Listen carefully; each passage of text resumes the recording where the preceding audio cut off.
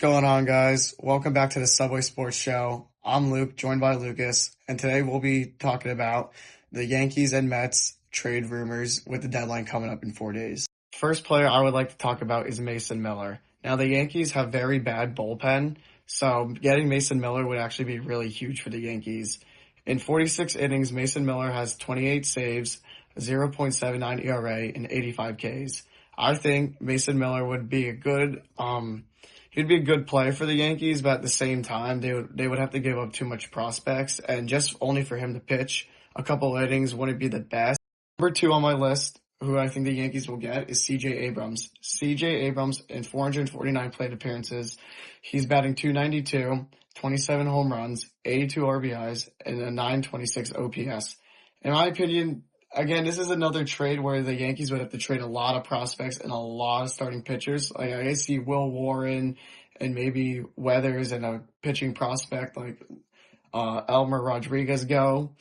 But the Yankees, the shortstop problem is very big in New York. Caballero is not the long-term shortstop. Volpe, we saw against the White Sox, drop the ball in the ninth inning. They're both just not good shortstops. So C.J. Abrams, he's also a lefty. He'd be very ideal in the Bronx.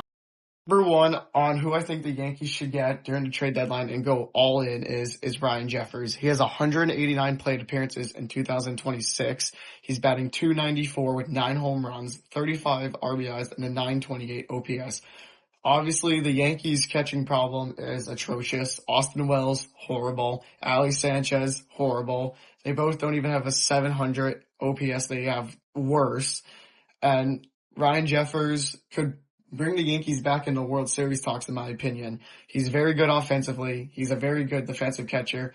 We saw Ali Sanchez, if he just held on to the ball yesterday, the Yankees potentially could have won that game, but then he chucks it at Ryan McMahon. Ryan McMahon can't find the ball, and the White Sox walk it off.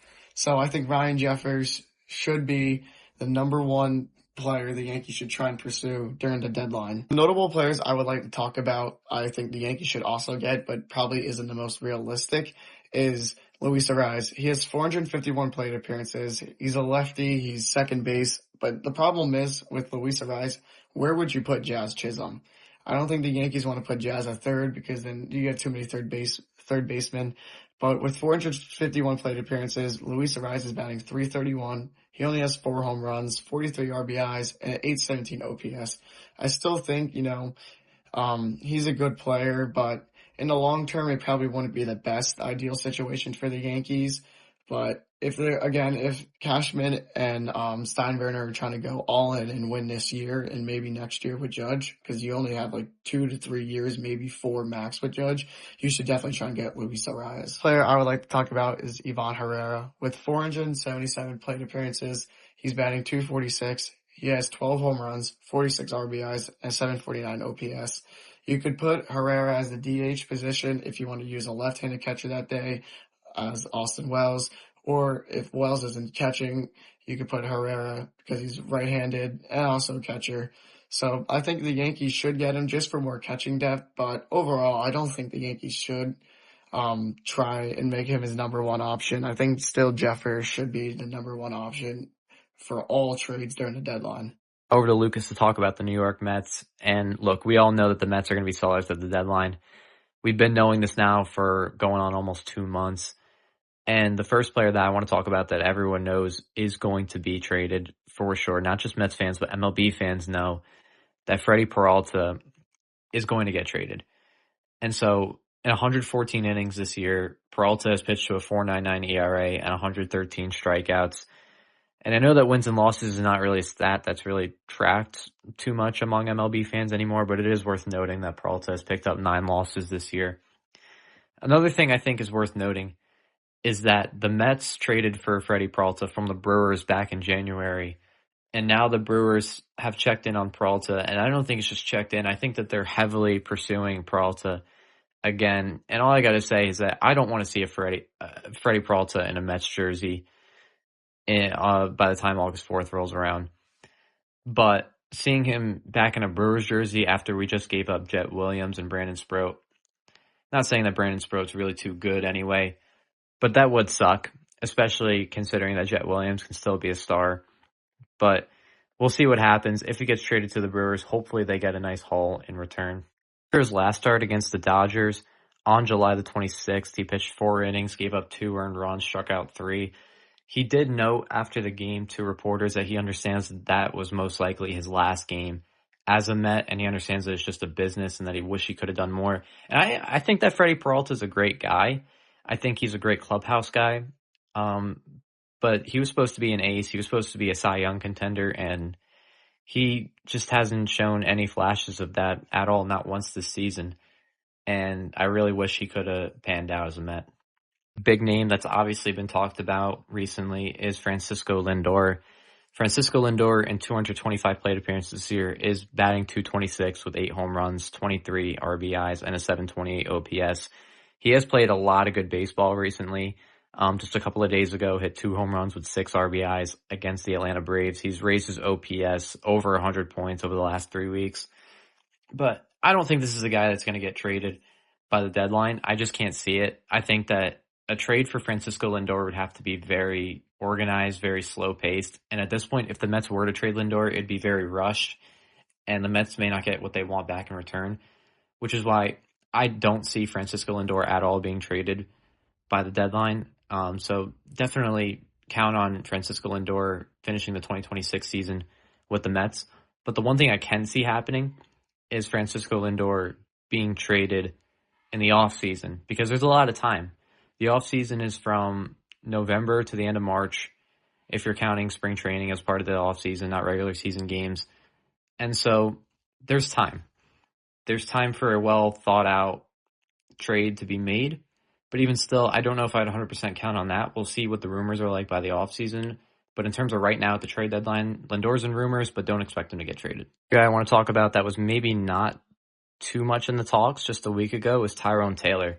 Because Tyrone Taylor has been on an absolute tear lately for the Mets. Easily their hottest hitter, arguably the hottest hitter in the National League.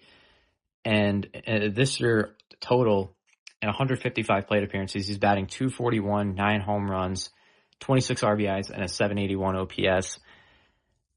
Look, teams need right-handed bats. Right-handed bats in the outfield. He's a guy that shines pretty much in any role. And he has the same good mentality no matter what role he's given, whether that's an everyday outfielder, a fourth outfielder, whether he's coming in a pinch running, no matter what, he's the guy that does what he's told, and the bat is really showing, and I think there's value. And I hope the Mets don't trade Tyrone Taylor, because I think in a trade with Tyrone Taylor, they just would not be getting much in return.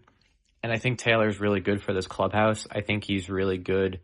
Not really good, but I think he's really heating up in his bat. And next year you could be potentially talking about maybe his best year with the bat, which could lead to arguably the best year of his career, which I'm not saying is amazing.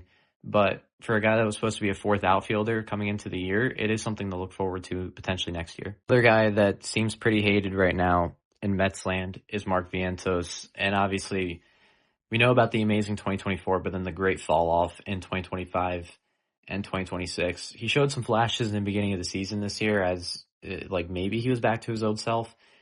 But this year he's batting .211 with 11 home runs, 35 RBIs, and a .644 OPS. Just terrible. And he's on the injured list.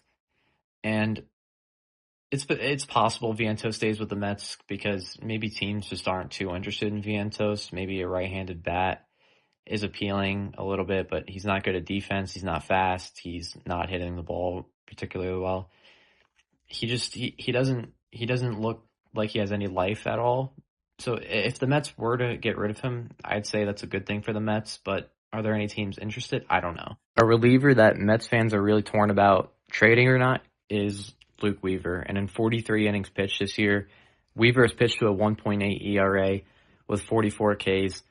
And at one point, he held the third longest streak in Mets history for most consecutive scoreless innings.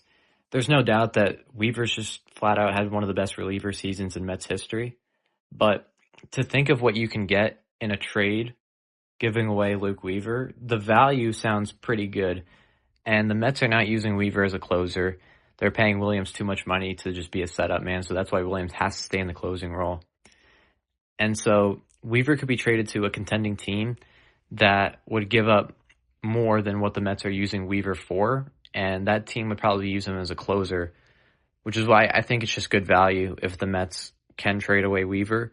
But I would also understand if they kept Weaver because it's hard to find a reliever like that in today's game. But the Mets segment, some players that I wanted to note that are not players are going to be traded, said by Steve Cohen and David Stearns, is Juan Soto, Carson Bench, AJ Ewing, Nolan McLean, and Christian Scott. So if you see them in any mock trades or you think they're going to be traded, just know it's 1,000% not happening. Those are the guys that the Mets are no doubt keeping going into 2027. Thank you guys for joining us this week. I know that this video was a little short. We didn't want to drag out this video too long with a ton of mock trades or anything like that. We just kind of wanted to bring up who's in the trade talks for who the Yankees are going to get, who are the Mets going to trade away. But I'm Lucas, joined by Luke. This was the Subway Sports Show, and we'll see you guys next week.